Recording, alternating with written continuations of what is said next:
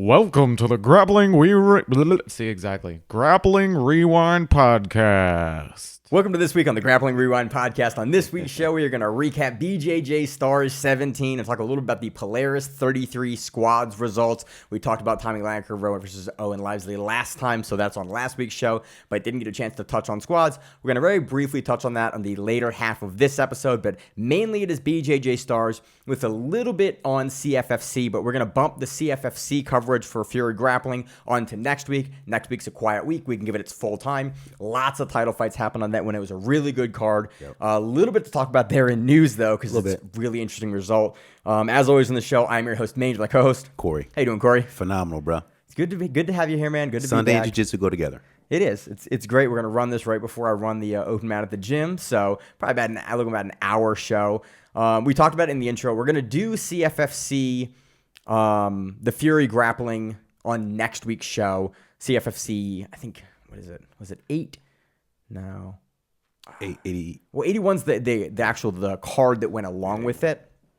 CFFC BJJ 15. That's what it was. So we're gonna do that next week. That has again a bunch of cool matches on it. We had Dantzler on that. We had Junior Ocasio versus Esteban Martinez on that. We had Taylor Hishaw on that versus Nicole Matthews. Pat Sabatini was on the card. Yep. We had Steve Giacomo on the card. It was a really good card. Absolutely deserving of a full show. So instead of going Polaris and BJJ Stars and CFFC, we're just going to bump it to next week. And give us due time. Hopefully be back on track after CJI for normal week-to-week coverage. So we touched on it. Really interesting result that we're going to talk more about it next week. But Amanda Maza in one of the probably main card match versus Emily Hansen. Amanda Maza is throwing a rear naked choke in. And she's on Emily Hansen's jaw. And the clip is going everywhere on Instagram and all the social media stuff. She's pulling the choke. And I was like, okay, she has this. And then you see her arm break in half. Yeah. And then you see on the slow-mo, you see Amanda Maza go, oh, and let go. And then make eye contact with Emily Hansen, who she was rear naked choking, and go, oh my God, did your jaw break? And then you see Emily Hansen kind of look back and go, no, that was your arm. Or I don't know exactly what they said, but the mouth, you can read the lips very clearly from Maza going, oh my God, did your jaw break? And then the commentary picks up quickly and they go to a gross angle and you can see her pulling the rear naked choke in and flexing. And Emily Hansen does something that's just pretty standard rear naked choke, happens in almost every rear naked choke at any level, white belt to kids to adult to pro. She pushes on the elbow a little bit in the rear naked choke, and that additional pressure on the forearm breaks Amanda Maza's forearm in half. Again, haven't seen the x-rays, don't know much about it. It happened last night. But you can see it. You get to see it. You can clearly see that it's like, yep, that's what an arm break looks like. Yeah. I've seen arm breaks in Kimuras and in arm bars and falls and but never someone who's administering a rear naked choke to have their arm broken. Broken. So this came up on Reddit this morning, and the comments are all basically emanated exactly what I thought. I have watched tens of thousands. I think this is my comment in the thread of jiu-jitsu matches and MMA fights and kick across all of these sports across a decade of doing the show, more than a decade of training and 2 decades of being an MMA fan. I have never once seen someone break, or even not even seen it, heard about this happening ever. So I kind of had speculated there's some sort of a bone density issue, or there's a pre-existing hairline fracture or something. It was a wild enough instance in such a common choke, such a common submission, that I wanted to bring it up in news because it just it's very rare that you ever see something that you've never seen before that is so normal. Yeah. It's just a normal we finished everyday routine thing, in training. I'm hoping to hit 4 or 8 of those tonight. Just as hey, we're doing an opportunity. Never once have I ever seen someone break their forearm in this. I've seen, I was 6 feet away when Valor Boyer broke his forearm in half doing a calf slicer. I've seen breaks over the years a lot. I've never seen it in a rear naked choke like this. So wild piece of news. Again, we'll cover the rest of CFFC. It was just it was just absolutely crazy to see that this weekend and this morning when it popped up on social media. I went, oh yeah, CFFC. We'll cover that next week. So again, I talked over a lot of that. Mm-hmm. Do you have any other kind of like comments or notes on that? I saw the clip and it was disgusting and terrible. And I'm hoping it's nothing major. I mean, it's obviously a break, but hopefully it's not a major break. We watched it again and you went, oh, and I was like, yeah, it's okay. Just kind of need to see it one more time and we're makes good. You jump at it, just not cool. Yeah. Hope she quick recovery. Yeah, hope she recovers. Again, she was. That's the kind of shitty part is like you're winning that match. You're in the process. Like I'm in the rear naked choke, hands locked in, putting the squeeze on it, and then your arm goes, you actually lose today. And you're like, that is unfortunate. So that's CFFC. We'll pop that into next week's show. Next week's show will be solely CFFC before we go into pans for IBJJF and some other events that are, that are on the docket. Yep. We have UFC BJJ coming up early October. That card looks really, really good. Who's number one is coming up. Yep. Yeah, man. There's some really fun matchups coming up. Actually, the card for UFC BJJ looks really funny. It is like a really interesting collection of. It's a good matchup. It's good matchmaking, but it is very like the athlete selection is really interesting. Like Kennedy going up in weight. That was interesting. Right? That can't be right. There's no way. Was that a middleweight or 170? Oh, I think it was 170. Well, if 170, I can maybe see it, but like that was. I texted the chat, the whole team chat for that. It is no, it's middleweight. Kennedy Maciel versus Sam Nagai at middleweight. That's why it was so weird. Like 170, I could see it. But Kennedy did 66 at ADCC 2019 to replace his dad. So that's crazy to go to 85 versus Sam Nagai, who's like not a small guy. 66. Right, or correct. I think Sam Nagai's usually 77, 50. Right? Nah, is he 77? Might be 77. So. I think so. But again, that's going to be a really interesting matchup. Yeah, he jumped up. We'll move on to that preview in a couple of weeks here when we get 1 week away from that. Let's go into BJJ Stars 17. Really interesting, a collection of really interesting matches and slightly less interesting matches. Yeah. Corey, I want to run through the super fights first because I think honestly, there's a lot more for me to take away from these individual matches. This was also a men's under 70 kilogram GP. It was a no-gi GP, which I liked. Generally some fun matches, but the gi matches and the super fight matches. I have more takeaways here. I want to start with a completely out of order. Yeah. Because Miranda's not here to make me do it in order and keep the show on the rails. Boss ladies away, the mice play, right? Yeah, exactly. Rider Zuchi versus Nolan Stuart.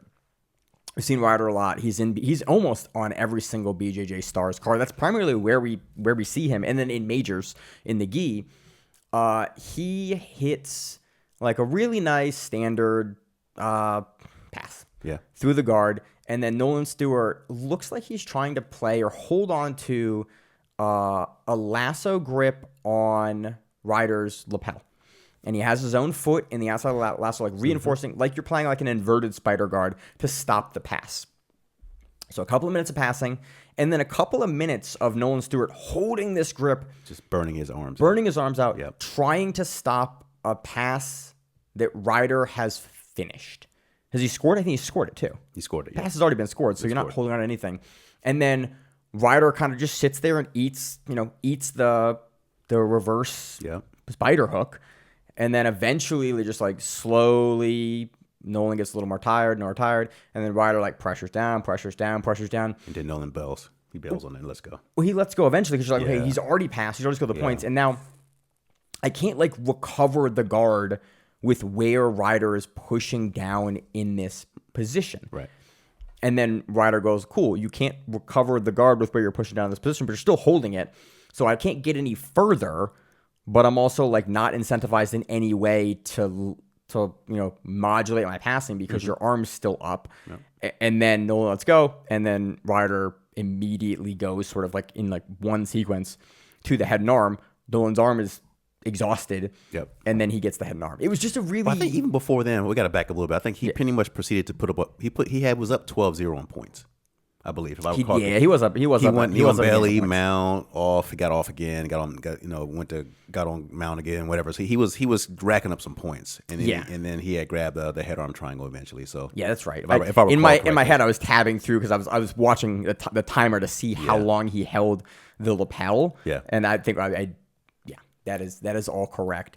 It was a really odd strategy from Nolan. to hold on to that long. In a 7-minute match, he kind of shot himself in the foot because he didn't give himself a lot of time to recover. It was just you kind of got a game for the rules, you know what I mean? On a typical 10-minute match, you're gonna have a couple minutes. You can kind of you got 2 in the front, you got 2 in the back, exactly, and then 2 in the front are usually really slow. The 6 in the middle is where stuff happens, and then the 2 at the end are either like a good pace, but usually it's one guy who's won, making sure that he stays winning, and the other guy throwing everything at him while he defends and flees. There you go, exactly. That is a traditional IBJJF gi match, which is why I've always talked that they should do exactly what AJP does, bring him to 6 or 7 minutes. Yeah. So I think when I saw Stuart trying to hold on with the lapel and trying to, resist his passing, after he got the pass points, he should have probably just let go. Yeah, it was just and maybe he lost track of time. It was just so much time had passed, and I'm sitting there going, "All right, dude." I just didn't know what he was gonna. And again, this is probably my inexperience with exactly that style of game. Yeah. He seemed like he was running out of time, and then it was you're not gonna recover this. You've got to move on here because you're not going to recover this, and you're down the points. Like had it not scored, but again, this is an argument I get into all the time with guys that play heavy lapel games. Is like just because you have that lapel in front of me, if my hips and knees are passed, I am still passed. There you go. Even if you have my lapel and you have my lapel controlled behind, like if my body is passed, I'm still scoring. You're still passed. I've still scored. You're just burning your arms out there. Yeah, and so they get into this argument a lot with people that play lapel guards. Is like when the pass is scored, like that's when the pass is scored. So an interesting kind of exercise in game planning. Ryder knew what he had to do, got it done, finishes the rear naked choke. Know your rule set. Know your rule set. Always know your rule set. We'll talk about this when we get into the ADCC modified rules section, because I didn't know my rule set, and you on the pre-show were like, yeah, here's what the English commentary said, because I listened to this whole event in Portuguese, because Miranda and I always like to listen to him in Portuguese, so I'm happy that you're here this week to listen to the English commentary and fill me in on on what was going on in the English side. Next one I want to talk about, I think one of the earlier super fights on the card, we have Giovanah Oliveira versus Jessica Caroline. This was really just the finishing sequence is what I want to talk about here. Jessica Caroline is playing guard, and she gets stack passed by Giovanah Oliveira. Double underpass, standard double underpass, and because, again, they're women, you get a really heavy inversion, and you have the ability for a lot of women that block this double underpass is they will do essentially a full half somersault, and they will have their feet behind their head, standing on the mat, and you're blocking down with your shoulders. So basically, your back is arched in the air, and the person has to essentially be able to deadlift you up and over to finish the pass. Right. In men's jiu-jitsu, you see a lot of times the upper body strength, you can get this done. In the women's jiu-jitsu, a lot of times you try to get like a rotation on the pass, and so women will stack super heavy, get into this flexible position, but because of where the hips sit, you don't have like the lift and the drive to like physically deadlift another person out of this position a lot. I mean, I'm thinking it's a strength differential thing with upper body strength between men and women, which is why we typically don't see this played in men's jiu-jitsu. We commonly see this played in women's jiu-jitsu. That's my guess. I think you're right with that. That's a good take on it. And Jessica just sits in the stack and defends. Giovanna just stack, turn, makes the angle. And it's, 3+ minutes probably? It's a easily. good chunk of the match. Huge. Probably almost 4. I mean, it was a long time. They were kind of sitting and they were kind of going back and forth, but for the most part, the same position. Yeah, the entire and it was time. back and forth between that stack. Yeah. And then Giovanna does something really interesting. Again, talking about game. She starts to make the angle on Jessica Caroline's shoulders. And so instead of basically passing flat like hip to hip, pelvis to pelvis, she starts to make the angle to the side to pass like on the tops of the shoulders. And when she does this, Jessica Caroline like keeps making the turn, stays in front of her, but she is so intent on not having this pass happen that she starts to get like high up, and Giovanna can grab essentially an underhook or like an overhook, depending on how you look at it here, on the arm, and essentially hits the armbar that we commonly see when someone jumps over the guard, like just that standard hook armbar. Yeah. But if you're in this stack pass, or like almost looks like I would think about like how a Choi bar kind of enters that overhook leg. It's not really, it doesn't really enter that way for this armbar, but she just forces Caroline to stay in this stack long enough where Caroline gets so like hellbent on stopping the pass that she forgets about. That she kind of forgets. It looks like she kind of forgets about the arm and kind of leaves it out there. Yeah. And Giovanah has enough wherewithal to go, cool, I've got you only thinking about the pass. Now I can work to take other opportunities. She gets the armbar. Again, really neat. One of the more neat not the neatest. That's in the men's tournament. One of the more neat finishes on this entire card was like that sequence, because it's just not something we see very often. And it's, again, we're going to talk a lot about gamesmanship in this tournament and kind of some odd things that happened. This is, again, you get your opponent really worried about that stack pass, really defending it and putting all their effort into defending a single pass. Yeah. And then you switch it up with them. This is, again, I taught on Friday, and my class was kind of a similar thing where it's like, get them thinking about that you're going to do this one thing and show them over and over and over, and then suddenly change the game. And a lot of times you can get something that you would never have gotten going earlier so focused on because you've got someone really hard focused. And again, it happens even at the highest levels. It's a very repeatable strategy to victory in a lot of these matches. It's just, hey, I put the match in a certain place for the majority of the match, and then suddenly I change the rules on you, and you're defending this armbar, and I get to win. So it was super neat. It was solid. Next one, let's go into Rerisson Gabriel versus Diego Sodre. I was like, is this Baby Shark? It was not Baby Shark. Because in the commentary, it's not Diogo. It's not Diogo. I was watching on my phone, and I was like, that doesn't look like Baby Shark. And then I was like, it's not Baby Shark. Because I was having a hard time reading the name. Yep. And then I heard the commentary about Baby Shark, and I went, and I had to stop. I did the old thing. I stopped, I zoomed, I went, that's not Baby Shark. Diogo Sodre. Yeah, different guy. But I just wanted to share that it threw me off. I was like, he wasn't in this tournament when we previewed it. No. This was a really neat match. We haven't seen Rerisson Gabriel since he lost to Mikey Musumeci via heel hook for the inaugural bantamweight tournament for UFC BJJ. Yes. It really put him on our radar. We've seen him in like mostly gi events. This is him back in the gi. I was really impressed with this was a standard 135 or 145 match, really even rooster weight match in the gi. Really dynamic, good guard work, and the game is who can counter sweep the best. Yeah.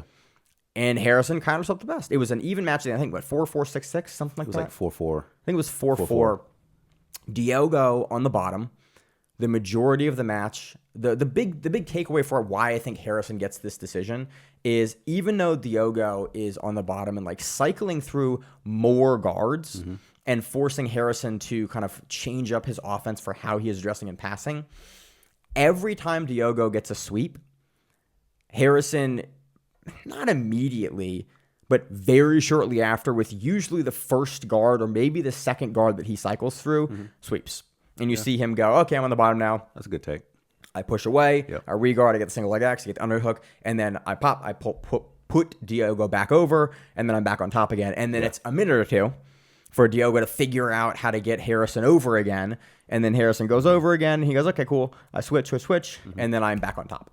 And that's basically it. Yeah. That was really basically the match. The entire match. Seemed like Diogo was potentially the more active guy on the bottom, but it was mainly defensive action. It was like he was trying to kind of figure out how he could get Rerisson over. And every time he did, Rerisson went, and I get you back over like this. Turn. Yeah, it was just a really interesting. It was interesting match for that respect. Like, I didn't take much away other than like it looks, like the current meta for guys at roosterweight. Well, hearing the commentators in English, because of course you did the Portuguese one, but they were saying how Diego Sodre is Sodre. It was he's more of a lasso specialist. Yes. So and that's how he initially got Rerisson to kind of sit down, because Rerisson was trying to defend the lasso. And I'm like, oh, interesting. And then from that battle, it was sweep city after that. Sweep up, sweep one, sweep two. But it was interesting to see that Diego, would kind of would take that stance and say, hey, I'm going for the lasso immediately from guard. And I'm like, oh, this is going to be quick. But no, Rerisson was game. So yeah, it was just because usually when you see a heavy lasso player, it's the tale of two cities.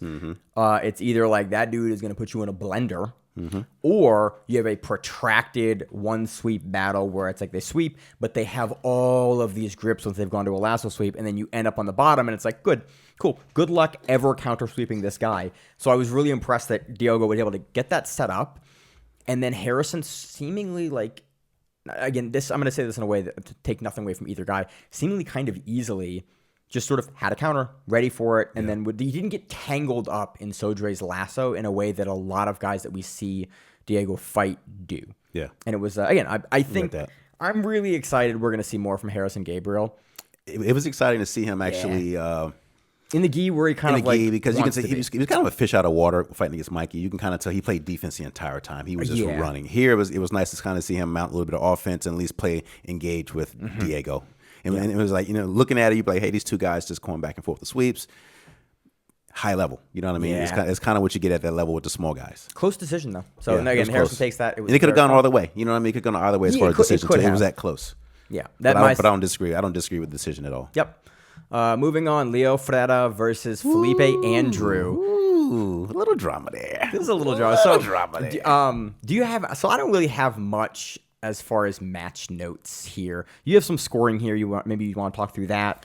Yeah. I want to talk about the end. I want to talk about the last sequence of this match. So if you have other kind of context to give. Well, just a little context before this. I didn't realize it, but Leo Ferreira was in the finals against, in Worlds. In Worlds. And they had mentioned how Fellipe Andrew was in there. And I'm like, what happened to Fellipe Andrew? And I was like, that's right. He popped. Again. He popped again. So, but he was in the finals. Is he still on suspension?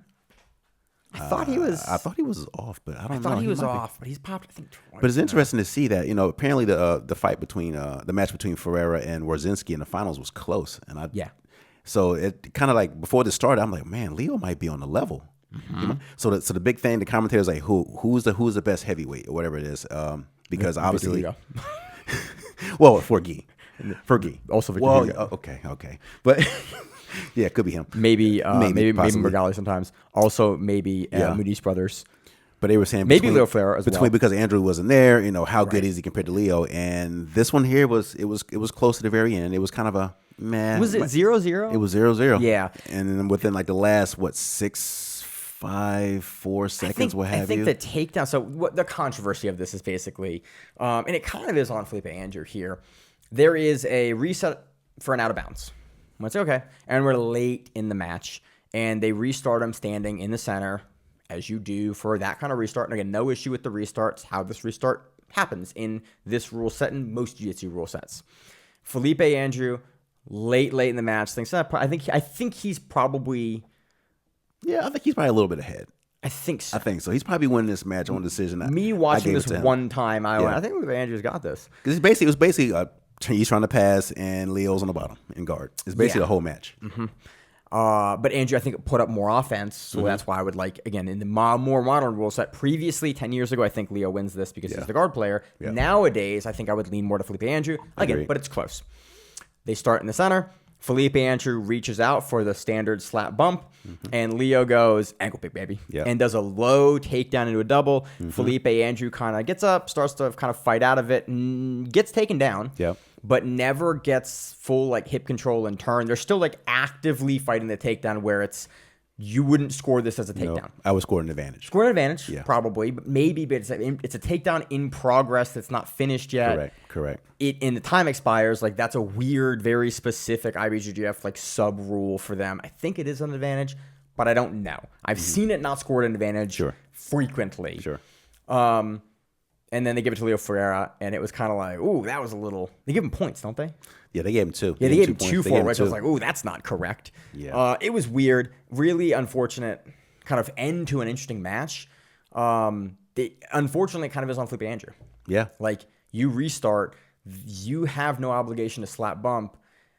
This is kind of a thing that we see from Fellipe Andrew not super infrequently, is that he will have these momentary lapses in his matches, notably the match with Wagner. He's in a leg lock exchange, and then he sort of just leaves his top side leg up, and Wagner goes, "Oh, cool, you left it there," and just rips a heel hook and finishes it. It is a thing that we have seen Fellipe Andrew do for years and years now, really 5-8 years now, just consistently. He will be in the driver's seat, he will be winning a match, and then he'll have a momentary lapse. And he'll lose. Yeah. And this was sort of another instance of that. It's hey, man, you didn't do anything wrong. You just, weren't ready for him to shoot. And you were kind of, blasé in front of him and weren't ready to sprawl, take down. Because this is a shot that if Fellipe Andrew, I don't think, is reaching to slap him and is ready for it, he does not get taken. Now, Fellipe Andrew is an elite world champion level guy. Yep. But he just occasionally will have these little moments of just like 10 seconds left. Yep. Leo Ferreira has no obligation to slap bump like he's ready. The match is going. He wants to win. Fellipe Andrew just goes into kind of autopilot for slap bump. It's funny. Doesn't get it. It's funny this happened because right after the reset him and Fellipe goes slap him, I'm like, man, he looks kind of like he's kind of like blah blah blah with the slap bump. He looked really just kind of slow. He kind of reached out like there's 10. There was like there's yeah. 10. I think there was 9 or 10 seconds left. Yep. Not that long. It's like Not the match that is long. over. Somebody's gonna shoot. They're gonna block because this is how this always happens. An even match. You start, somebody shoots what I would term as a shitty double leg. It gets sprawled down, and then they end up, and then it's like that's your last ditch effort for something to happen. That's the last thing the judges see. So it's such a common thing. It was odd to see. It was just odd to see this kind of exchange happen, where it's like Fellipe Andrew wasn't ready for that thing that happens really frequently with 10 seconds left. But to be honest with you, that was probably the most action we saw the whole entire match. It wasn't a lot of action going up to that point. So it's unfortunate that he lost in that fashion. But it's unfortunate, I think, as well for me that like that was scored points because I have no problem with like a weird back and forth. I do have a problem because we've been seeing it a lot more recently. Is points getting scored inconsistently, and for me that always frustrates me because you look as like an athlete like, hey man, I don't have consistent. It's like, for instance, let me go to another sport parallel. Like sometimes you kick it to the uprights in football, it's just not the extra point. You're like, why? Yeah, just not today. That's kind of, it's like, well, today it's like, well, you did the thing you're supposed to do, but like, it's just not a point today. That happens like all the time in jiu-jitsu where it's like, or it's like, hey, you got it close to the upright, but yeah, it's a point today. Like that's kind of like this takedown normally isn't 2 points. No. But today it was 2 points. And you're like, that's just super frustrating because as an athlete, you can't plan for a ref on the day going, you know what, today that's 2 points. You can't plan for inconsistency. You hope that they're consistent. And it's just really frustrating because it's like, I don't have a problem that Leo wins this. I don't have a problem that he gets an advantage for this. Correct. Because it's like the rule set, I think I understand that would give him an advantage. Or even the problem with him getting 2 decision. points for it. Decision or advantage. But 2 points, no, sir. It's just not 2 points. And No, so sir. that's the thing that kind of frustrates me because we've been seeing it. It goes in ebbs and flows, and right now, especially like CJI, you're seeing like just a level of inconsistency with the top level in the world rules that is just frustrating because you know the athletes are on the receiving end of that, like losing a match that maybe they would have won if a rule set was, or if rules were defined a different way or enforced a different way. It's like, it's just really hard to get a level of high level consistency without high level consistency implementation of a rule set. Because I think with even with ADCC rules, would that be ruled a takedown? I don't think so, right? No. So I don't know what the ref was. So I'm way more familiar with this is IBGF. I am way more familiar with ADCC rules because I was a head judge. But this is supposed to be 80. This is supposed to be modified ADCC rules. That's what they were claiming on. It's not takedown. Yeah. It's he's working towards a takedown, but takedown for ADCC you have to have control. You have to be like you have to have that covered and control. He has to be down for 3 seconds. And Fellipe Andrew is not, like, at least how I saw it, he's not controlled and he's not fully down. Yeah. Like he's moving, he's working. Like there's still a possibility. He was moving in like single leg. He reverses that. So, but again, us complaining about rules. Pick a new thing. So let's move on to the last super fight we're going to talk about today. Caio Jordio versus Peter Frank. Peter Frank, as always, coming out with the skateboard, looking like a leopard. Was that his twin? Was that his twin that came out? It was a person that was dressed like him when they first walk out. Maybe. The guy comes down on a skateboard, and all of a sudden you see Peter Frank. You go, I thought that was Peter Frank. And they both have black gis. They both have skateboards. They both got the leopard little design in their hair. I kind of tabbed through the walkout. Yeah. I missed that completely. Gotcha. It kind of caught me off guard. I was like, am I tripping? There's 2 of them. We just did this. This is weird scoring again. Yeah. This is weird rules. So I think you had a better take on this on the pre-show than I did. Because it was just, this was... Yeah, this was a fairly back and forth match. They had scored, during a match, they scored for Peter Frank, 2 points for Caio supposedly fleeing the mat. Now, this is right before Peter Frank had to change his gi bottoms because he had a rip. Okay. So they actually made him walk away and change his gi bottoms because apparently there was a rip in his pants. Oh, that's what that was. Yeah, he walked off and came back. Okay, because again, Portuguese commentary, I was like, what's going on here? Yeah. So I thought it was weird That too. makes sense. But Okay. thankfully he had 2 black gis, I guess. So so he went and got some fresh black If bottoms. you're a professional, always bring 2 gis. Yeah. So because especially also in Worlds, always bring 2 color gis. Okay. Because in the World Finals in IBJJF, you are required one competitor has one color, other competitor has another color. So occasionally you will see a fighter suddenly have someone else's name on the back of their gi. And we saw, I think, with Khalid Alankar, somebody years ago, Wakako Yuasa maybe, it was Right. they had to swap. They basically was they took another world champion's gi to go out because they didn't have a gi that was the other color, and it had to be the other color. So it happens occasionally. Bring 2 gis, guys. Yeah. So Peter Frank had a second gi. But on this one here, it was 4-2, and it was probably about 35 seconds left. Late in the match. Late in the match. And For Peter. Peter's no, up. it was for Kyle. For Kyle, he was up 4-2. Kyle He got had the sweep. He got the had sweep 3 ear- yeah, advantages. he got the sweep early. 3 advantages, and I think Peter had 1 advantage. Yeah. So there was a lot of talk about even if Peter scored his 2 points for a takedown, he still would be down in advantages. Yeah, he'd still lose. So it looked like Kyle fleed the mat with like 30 seconds left. Nothing from the ref, and I'm like, "Whoa! Didn't he just rule him for fleeing the mat about a minute or so earlier and gave fleeing the mat rule 2 is points?" such a I'm like, weird wow. But it was such a rule. close match because I think for a while it seemed like Peter Frank was kind of almost flashy, kind of showboating a little bit. And he is. That's how he plays. That's what he Going, does. even at the very end, he went for a flying armbar. Always didn't does. quite get it, but it just seemed like if they gave him 2-point penalty before for fleeing the mat, he obviously fleed the mat with like 35 seconds left. Where's the other 2-point penalty? Yeah. Now, granted, I don't think it would have cost the match because I think he still would have been up 3 advantages to 1. But it still makes it a weird. When you look at it, you're like, okay, if we're gonna call that fleeing the mat, Yeah, and why we're not call this gonna one? Call that in the same match. Just the be same consistent. set of refs. Yep. It is always weird, and it's unfortunate because BJJ Stars is kind of recently has been plagued by a lot of these kind of moments where it's just like weird scoring thing happens at BJJ Stars or weird match result happens, and it's unfortunate. It's unfortunate because it's one of the biggest events that we cover out of Brazil, but it just so consistently nowadays has some weirdness to the results happening, and I don't know and it why. happens regularly, which is unfortunate. Yeah, which is just unfortunate. From time to time, sure.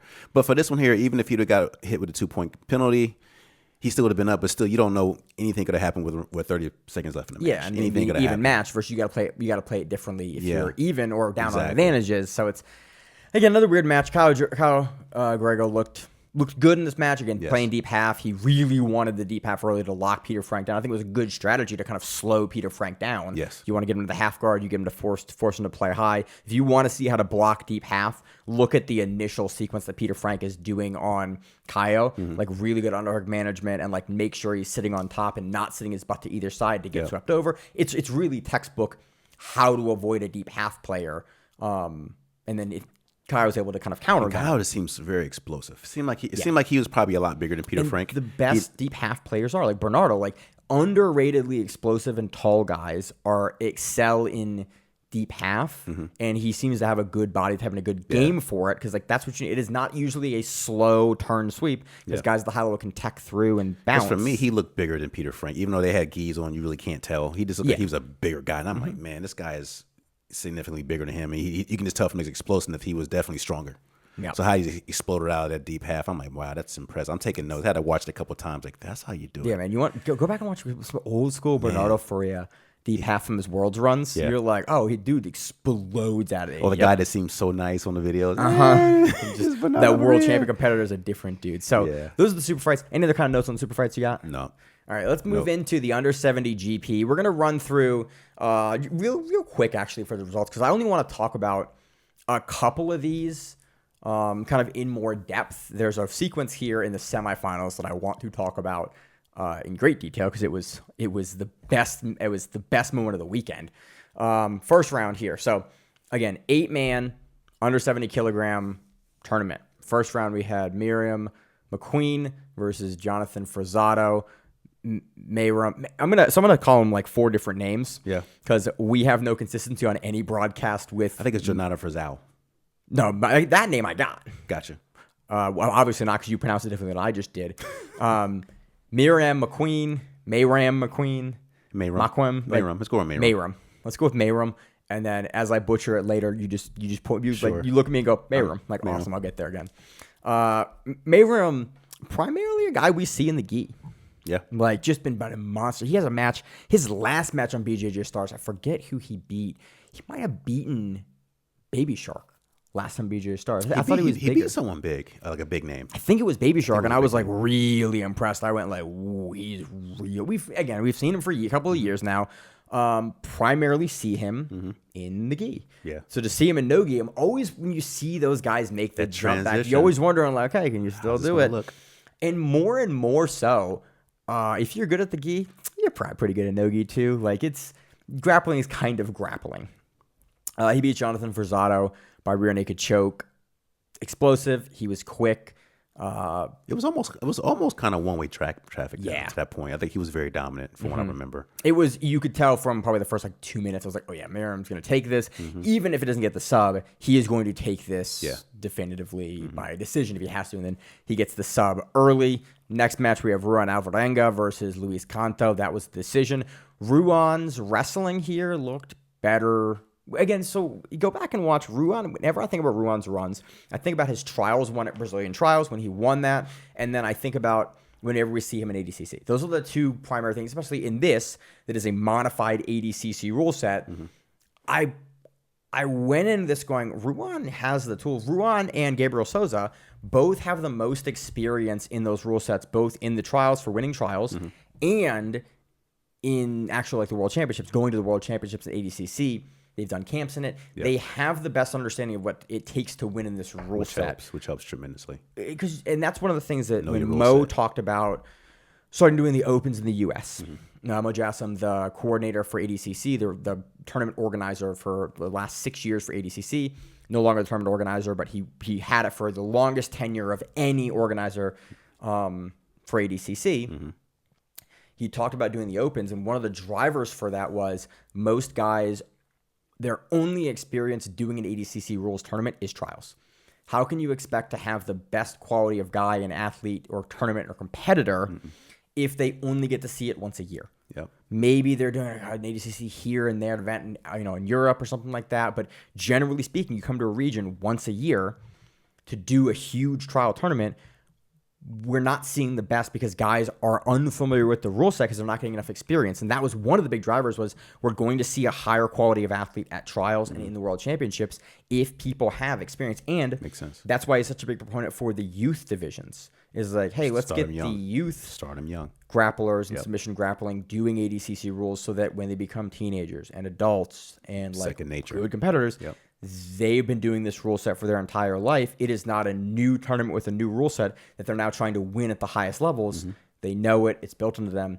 And woof, we are seeing a higher level as a result. Yes, we are. So that's when we talk about these tournaments, people that have experience in that rule set, I'm always going to favor more, which is easy to say now because Ruan wins the whole thing. Yeah. But spoiler. Ruan and Gabriel Souza going into this tournament with that experience in the rule set more so than a lot of the other competitors, or at least having had more success in that rule set than a lot of the competitors in this tournament, kind of makes me always... Makes a difference, man. And it makes me remember like those comments that Mo had about that. I was like, oh yeah, if you're not competing in a rule set... And the guys talk about EBI in the same way years and years ago. Guys that weren't doing the EBI, the overtimes, like submission, like those formats did not do as well. It's because they weren't as familiar with the guys who maybe generally speaking couldn't win different style tournaments, but they were really good and they understand the rule set. They can win in that tournament. And it's kind of the shit we give sometimes for like IBJJF guys. We'll only win IBJJF.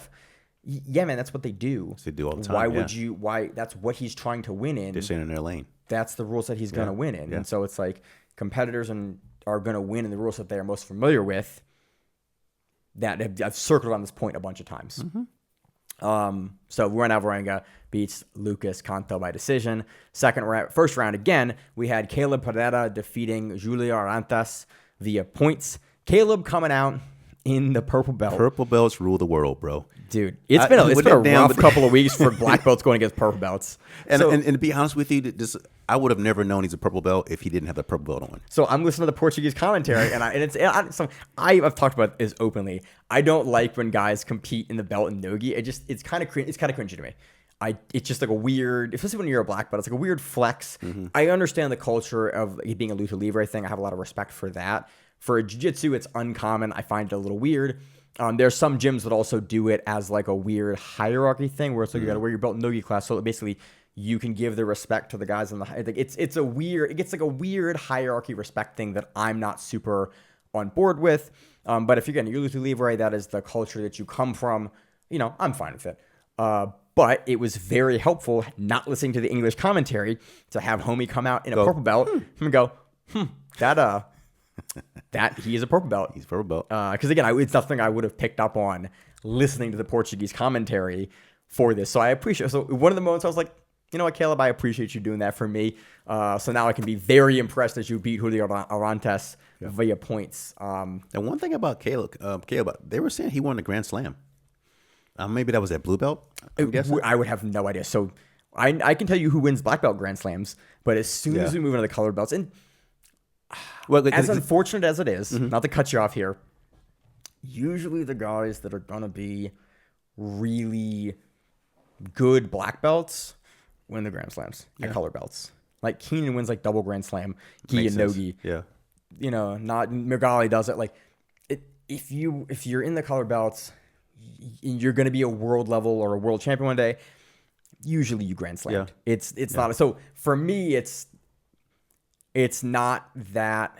It is super impressive, but it's not that surprising. Yeah. Oh, it's not. Well, it makes sense of why he was in the tournament then, because you can see it in his jiu-jitsu too. He just kind of he was sprinting, and Julio was just kind of trying to keep up. Yeah, you find a young competitor, you're like, oh man, he was just going. Pace. He was just going. He put a pace on him that was just.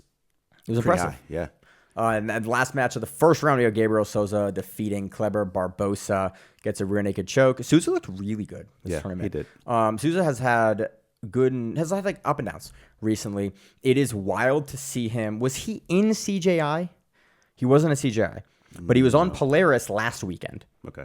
So it is wild to see him like in England, and then next weekend in Sao Paulo, Brazil, back to back, having good performances back to back with that level of travel. Like, which is crazy. It takes a toll on guys. So yes, it does. He gets a rear naked choke over Kleber Barbosa. Again, kind of like you said earlier, like very, very one way. Very one way traffic. Gets to the back pretty quickly and then locks it in and finishes the rear naked choke. Moving on to the semifinals. Well, actually, to be honest with you, I think he finished that thing with probably less than 10 seconds left. Was that this one? Yeah, that was one. It went almost a full time. Oh, he gets out. He gets his back, and then he gets out once. Yeah, and he goes to the arm. He misses the arm, and he has to get back to it. Yeah, I mixed this up with the squads. So I just watched a bunch of the squads events that has Gabriel Souza and this, and I mixed these matches up because it definitely wasn't quick, but it was definitely for the most part what I saw was one way traffic. But it was a long match, and he had his back. He was definitely dominating him, but you can clearly see that Souza was going for the finish, and he wanted it. So I think he finished with like 4 seconds left, if I remember correctly. Jesus, okay, I misremembered that completely. Thanks for fixing that. That's what purple belts are for, bro. We support you, black belts. Moving on to the semifinals match, we have. I'm not only your co-host, I'm your uki. Okay. We have Meyram Maquine versus Gabriel Souza. This is the coolest. Where's my phone at? Oh, there it is. I have a little video here because I took a screenshot of this because I wanted to walk through it, basically play by play on this entire sequence because it's the neatest sequence of the entire weekend. Essentially, here we have Meyram going for a front headlock. He shucks Souza off to basically try to go for some kind of body lock or throw or stance because Souza's fighting the hands in the headlock. You're not going to get anything going at the headlock. There's potential for a counter shot. Like, you just don't want to get into that sequence. So Meyram shucks. Souza goes, cool, you've shucked me. And then immediately centers up, has the overhook, which is the great position in Nogi to Uchimata from, and goes, cool, you're coming into me. Yep. You've given me this. You go, I go, you go, I go. It is now my turn to go. He dumps the overhook, or he keeps the overhook, throws the Uchimata. Meyram sees it, pressures forward in, whizzers it, so you can't like lift him on it. Then he drops basically Ford trips Souza. Yeah, with the far leg, trips his The far leg, which is like, ooh, which is a fun, and again, not an uncommon sequence to see as an Uchimata counter because you're wide, you're base, you've lifted, you've had to plant that far leg really, really hard. Meyram, being a little bit taller, can come and you can see his eyes go and look down and hit the trip. And I was like, ooh, that was slick. As Gabriel Souza is falling, because the underhook is there, Meyram can basically counter overhook that and jump over to the top to get this armbar. Yeah. And essentially ends up like, what would you describe that as? It's like that guillotine grip armbar that you finish like belly down. So you have the overhooking arm belly down as you like hip down into it, like a straight arm lock, belly down with the guillotine grip. With the step over. Actually. With the step off the step. It's like a step over arm. It's just such like it's a mix of different moves. He has like a step over arm bar with the grip and you. Yes. And he couldn't protect himself. Sosa couldn't protect himself because he's on the bottom and you're belly down and one arm's up, so you have to basically post on your face. Yeah, he's and posting, hand. so he can't totally fight it with both hands because he's posting. And the way to defend this is basically do exactly what Gabriel Souza did, which is like get down, roll, and try to step over Meyram's head. But Meyram beat him. You see Meyram go have the guillotine grip and go, okay. You reach back to basically block and overhook Souza's leg or block the leg from coming over. The craziest thing about this is he kind of misses the block.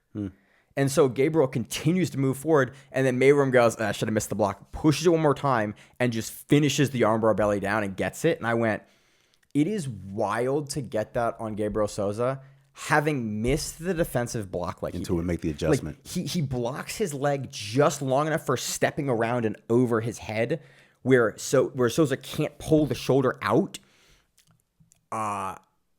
It's just wild to see that defense happen, the counter defense miss, and it still finish.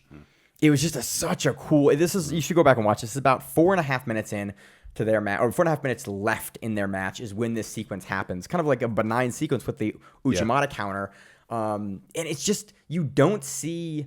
This is like the nightmare scenario Uchimata counter.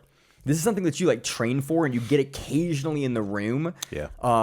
But it's really hard to throw in the room also because you have to throw it so hard at guys. You have to jump over and you kind of have to arm lock them as you jump over their shoulder. I can do this to guys that are like way bigger because they can eat my weight kind of as I come across and like you can take steam off of the armbar as you do it. But to do it at size parallel, man, he is jumping across and over and through the arm to get this. Super neat sequence that's just really uncommon. Definitely like the sequence of the weekend for me. And I think what made it even more sweet was up until that point, it was pretty spirited back and forth. They were getting chippy. They were getting chippy. I mean, they were you can kick in. They were like, that wasn't a trip. That was a kick. They were going. Obviously, you didn't hear that on the Portuguese. I did not. I heard just. But you could just see them going back and forth and going for the fireman's carry and just all that stuff and throwing each other out of the ring. It's like, man, these guys. I don't know if they had any history before, but you could tell that they were. Yeah, this wanted it. Probably the match of the weekend for me, just because it was both guys. You could tell Souza was coming off of a win by submission. Meyram was coming off a win by submission, and both kind of wanted to continue going forward with that. I can see it, and it was a great match. So, anything else on that one? Nope. So next match we have Ruan Alvarenga versus Caleb Ferreira, the purple belt. This was Ruan. Good passing, man. Good wrestling. Forcing Caleb to the bottom. And then there was a nice sequence that happened early. That was Caleb trying to get up out of something, trying to wrestle up. And then Ruan bucking him down, changing his hips, and hitting a beautiful knee cut across to the side to get the back. From this sequence, he gets Caleb Pereira's back. And I went, okay, that's all she wrote. Yeah. Like, Ruan's going to take this one. He was dead to the world, but he wasn't. And Caleb Pereira, man. Yeah. He defends like very just textbook renegade choke defense, but because Ruan is so good, you see he has to like roll and spin out of the back mount. Yes. And I was like, okay, he's not going to get that. Ruan's going to get the top here. He's going to maintain. He's going to get mounted. He's going to get the arm. None of that happens. Caleb able to spin all the way out, push out of the half guard, and get up and out. Yeah, the foot helped. The foot to the chest helped too. It did help a little bit too. But it's really nice to see when you have a guy that I'm not familiar with. This is the first time I've seen Caleb Pereira because again, typically on the show, I spend all of our time in the black belt tournaments and the black belt divisions just because we're a small team and that's what we have time to kind of watch the matches for.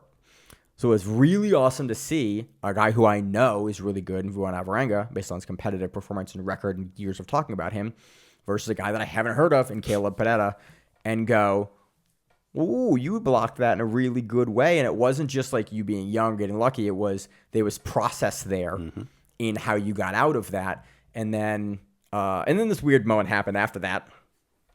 Caleb goes to shoot, and he kind of like blocks down on the mat, and it looks like he like sprains his wrist or his arm, and then he falls a little dramatically to the edge, and then he gets taken off via injury. But it was a weird, again, BJJ Stars. We talked about it in the first segment. It always weird shit. They showed the replay, and once it didn't look like much. Obviously, sometimes what you see isn't what actually happens, but it was just kind of suspect, man. I'm like, what is going on? Ruan was taking it pretty handily, and then you had an injury. Again, I don't want to take anything away from Caleb. It was an odd fall. Yeah, very odd for fall. a match that he was clearly losing the match. So again, these are kind of nice on the other side though, because for me, it doesn't really make me go like, oh, what if Ruan? It was like Ruan was winning this. Yeah. It's unfortunate that there's an injury, but it doesn't color the match where it's like, okay, the guy that was losing clearly gets to win now because there's an injury. It's like, okay, you were probably winning that match. Mm-hmm. It was low time. You probably take this cleanly via decision. Yes. It's unfortunate that there's an injury, but we move on with Ruan Alvarenga and Meyram Maquine in the finals. Yeah.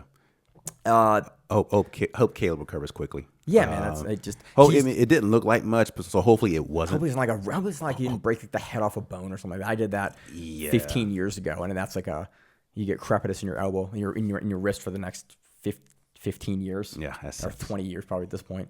So I hope he heals up clean. Yeah, heals up. Finals match: Ruan Alvarenga versus Meyram Maquine. Not super interesting. It was 7 minutes on the feet. Meyram has a real good sequence in the last 30 seconds. Ruan has more shots that are a little more committed in the match. Meyram has some as well. It goes decision to Ruan.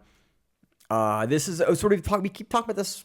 We've talked about this overall the last like 6 months. Mm-hmm.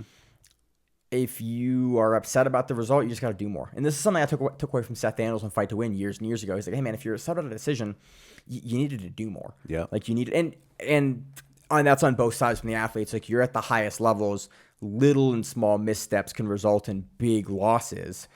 But also when you play to these real small margins, because that's what's available, sometimes a decision goes one way or the other. I think I didn't have a problem with Ruan winning this. I thought he did win when I watched this, but it was a close decision that Ruan wins on kind of just doing more than Meyram.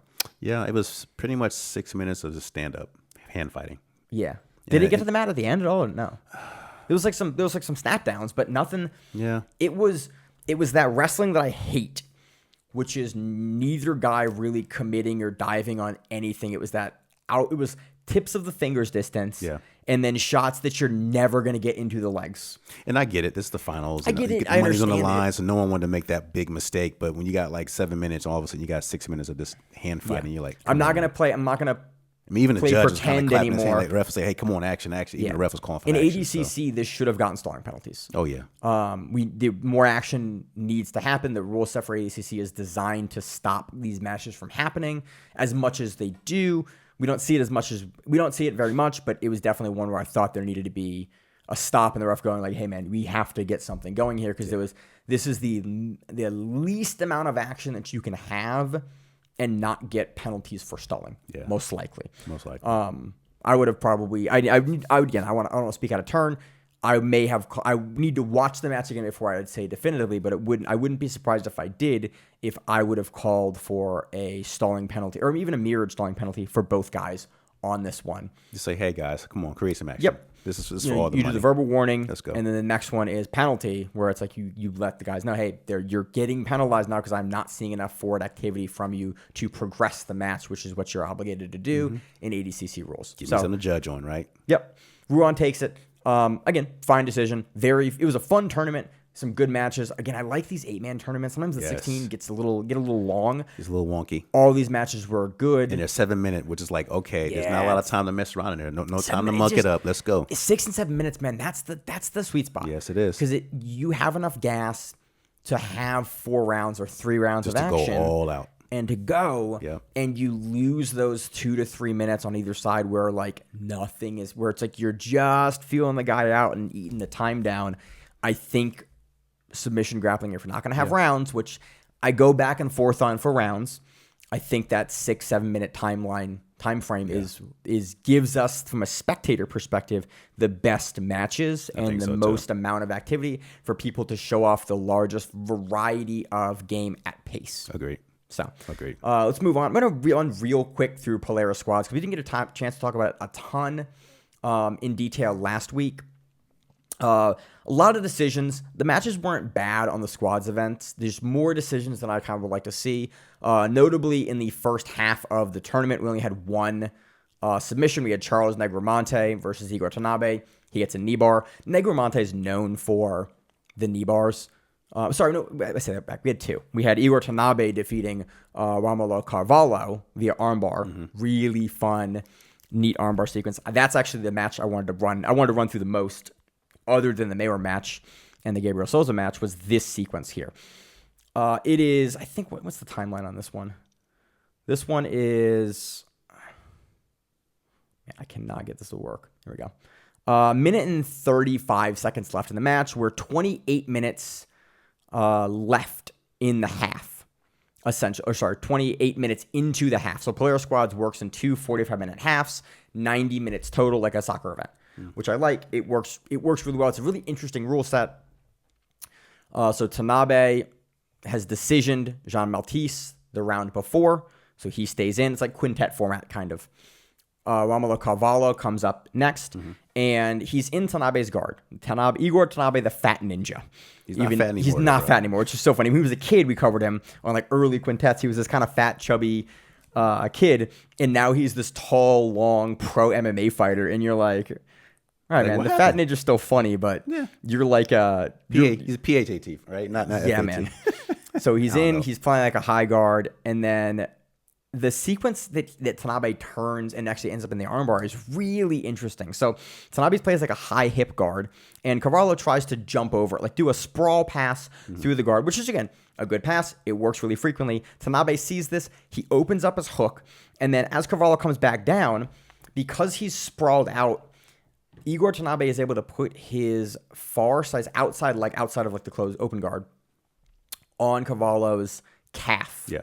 And like, so he's outside of the guard. He loops it way far out, puts on the calf, pushes his calf down so that knee gets stuck to the mat. Yeah. And then essentially hits a 2-on-1 hip bump. It was with this. Yeah.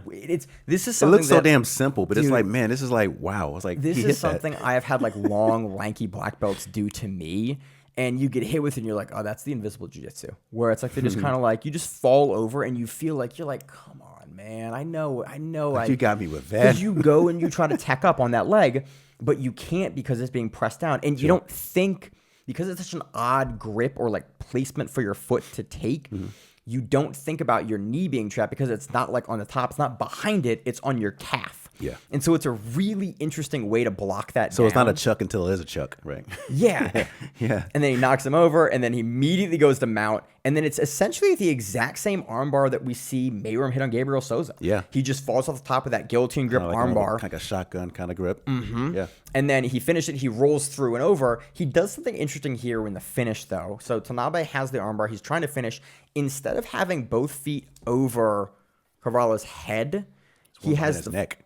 He has the first one door chalked in front. So basically, Carvalho can spin because there's nothing blocking his face or pushing his face away. He can spin, and he starts to spin. I was like, is Tanabe really not going to get this because he didn't like throw his leg over the front?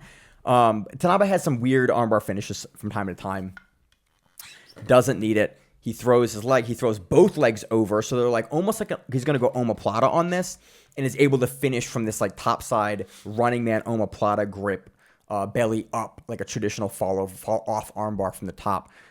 Just really neat. This was My favorite sequence on Polaris was this particular sequence, and it's worth going and watching because it's just unorthodox, but also just very good fundamental jiu-jitsu that works, and it's nice to see it at a high level like this. After this match, we had Charles Negromonte versus Igor Tanabe. Negromonte hits a really interesting kind of cross-side knee bar on Tanabe. He finishes it. And those are the only two submissions that happened. It was really interesting to happen. Like, Tanabe gets one, and then Negromonte counters, immediately getting a submission on him, too. And then we go all the way to the end. Sam Nagai versus Kenta Iwamoto was fun. It was at the end of that match, so it was a very short match. That was just after Kenta had taken out Charles Negromonte and Gabriel Souza by decision back-to-back. So Nagai comes in pushing a pace on Kenta Iwamoto, who was at CJI the week prior. So the storyline here was really fun and really interesting. So the first half, again, ends up for Team Asia and Oceania up 8-4. Up 8-5 on Team South America. And I went, ooh, this might be a blowout. And so, they go back. We have the super fight between Owen and Tommy Langacker, and we come back out, and I went, okay, how's this going to go? And immediately we have Muhammad Antonarov rear naked choking Sam Nagai.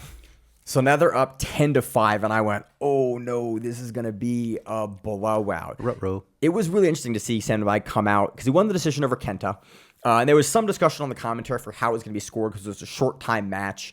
Never got clarity on that. Would like to get clarity on that. If you want, again, more information, listen to the broadcast. They kind of go through what they think the rule is, and then their misunderstanding of the rule, but I never kind of get clarity for exactly what the rule is. Muhammad stays in. He then gets taken out by Carvalho, who got armbar by Igor Tanabe in the second match, so now it's 10-6.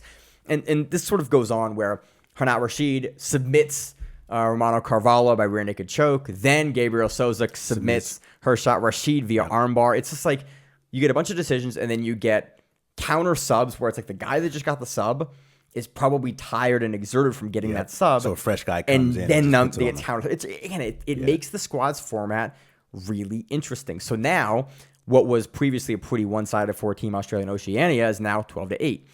We have Gabriel Souza versus Igor Tanabe. Attacks the same leg that Charles Negromonte hits with a heel hook. Now it's 12-10. It's like very close contested match. Then we move on to Gabriel Souza takes out Tommy Yip via decision, 12-11. It's like, okay, we're like really getting close. Yep. Then Kenta Iwamoto comes back in. I was like, okay, Kenta's a monster. Knee bars Gabriel Souza. And you're like, okay, so you've just leg locked Igor Tanabe 3 matches ago, and then countered by Kenta Iwamoto, knee barring you to bring it to 14-11. Then Charles Negromonte, who had previously taken out Igor Tanabe, takes out Kenta Iwamoto via decision. So, like, the storyline here, like, watching this live is, even though every match isn't necessarily super exciting because the decision and, like, winning a decision, you will win a decision to stay in. Like, we've talked about the merits of that.